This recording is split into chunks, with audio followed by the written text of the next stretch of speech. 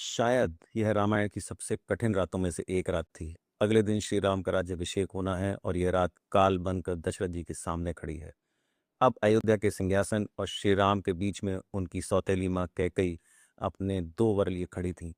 वाल्मीकि रामायण के अयोध्या कांड के 13वें चैप्टर में बताया गया है कि रात हो चली थी। दशरथ जी उस अयोग्य और अनुचित अवस्था में पृथ्वी पर पड़े थे। उस समय उनकी दशा देख अनर्थ की साक्षात मूर्ति कैकई, जिसका प्रयोजन अभी तक सिद्ध नहीं हुआ था, जो लोक अपवाद का भय छोड़ चुकी थी और श्री राम से भरत के लिए भय देखती थी, उन्हें इस वर के लिए राजा से कहती है, आप तो बड़ी डींग मारा करते थे कि मैं बड़ा सत्यवादी और धर्म प्रतिज्ञ हूं, फिर आप मेरे इस वरदान को क्यों हजम कर जाना चाहते हैं? दशरथ जी ने कहा कि ओ नीच, तू मेरी शत्रु है।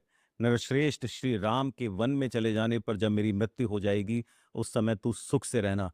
अगर तेरे मांगे वर को सत्य करता हूं तो मेरी पहली बात, जिसमें मैंने श्री राम को राज्य देने का आश्वासन दिया है, वह झूठी हो जाएगी। और जिस पुत्र को मैंने इतना महान यज्ञ करके प्राप्त किया, उसे वन में जाने को कैसे कह दूं? दशरथ जी ने रात्रि देवी से कहा, मैं नहीं चाहता कि तुम्हारे द्वारा कल का दिन निकले, मुझ पर दया करो। राजा दशरथ दीन भाव से करुण विलाप कर रहे थे, लेकिन कैकेयी के मुंह से बार बार प्रतिकूल बात ही निकल रही थी। और प्रातःकाल पुत्र के वनवास की बात सोचकर राजा दशरथ दुख के मारे मूर्छित हो गए और सुध बुध खोकर पृथ्वी पर गिर पड़े।